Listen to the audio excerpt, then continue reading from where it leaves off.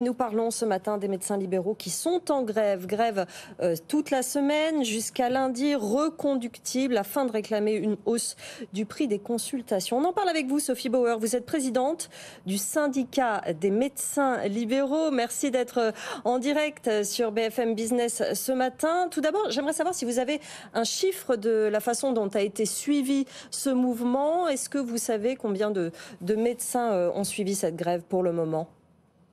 A priori, elle est extrêmement suivie. D'après les premières remontées que nous avons, et nous n'avons pas encore toutes les régions, elle serait suivie à beaucoup plus de 60%, qui est assez exceptionnel pour des médecins, comme vous pouvez le comprendre. Nous ne sommes pas la profession la plus habituée à faire grève, loin de là. Et donc, c'est un mouvement qui prend bien. Il y a même des régions où c'est beaucoup plus, près des 80% pour ce qui concerne évidemment les médecins libéraux, puisque c'est un mouvement lancé sur les cabinets libéraux, bien entendu. On va parler de vos revendications. Vous réclamez une hausse du prix des consultations, 25 € actuellement. Vous réclamez 50 €.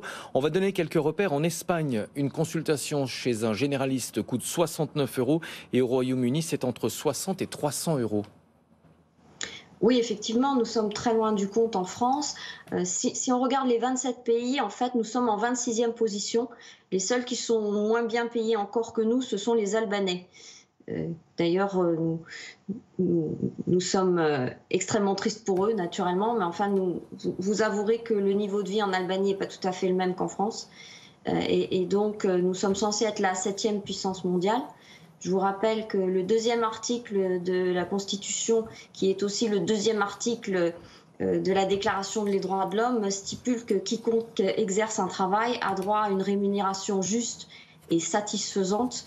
Rien qu'en regardant les comparaisons, vous voyez bien qu'elle n'est ni juste ni satisfaisante dans notre pays. Sophie Bauer, est-ce que ce tarif de 25 €, il veut vraiment dire quelque chose? On sait bien que beaucoup de médecins, notamment dans les zones urbaines, appliquent un dépassement et facturent plus de 25 € assez souvent. Alors là, vous parlez des médecins spécialistes.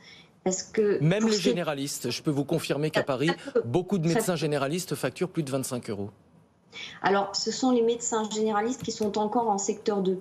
Mais il n'y a quasiment plus de médecins généralistes en secteur 2 sur l'ensemble de la France, puisqu'en fait, le secteur 2 a été fermé pour les médecins généralistes il y a plusieurs années maintenant.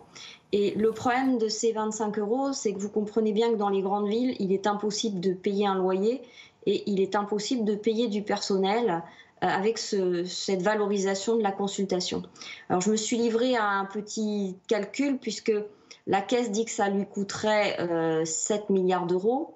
En fait déjà, ce chiffre n'est pas bon dès le départ puisque nous, ce que nous préconisons, c'est de valoriser la consultation, mais nous voulons voir disparaître un certain nombre de forfaits qui sont compliqués à mettre en œuvre et qui sont discriminants entre les médecins. Donc en fait, ça ne coûterait pas 7 milliards d'euros à la Caisse, mais bien 5,16 milliards d'euros. Et ensuite, l'idée avec ces 50 € de consultation est de créer 40 000 emplois sur la France, ce qui remettrait encore dans le circuit à peu près près d'1 milliard entre ce qui est économisé en chômage et les charges sociales que ça générerait. Donc vous voyez, et quand on calcule ce que ça fait sur le plan économique en termes d'impôts et de TVA, on arrive en fait à un coût qui est inférieur à 2,5 milliards d'euros, puisque je vous rappelle que tous les centres de santé qui fonctionnent avec une consultation à 25 € sont pour la plupart déficitaires et donc renfloués par les communautés ou les départements.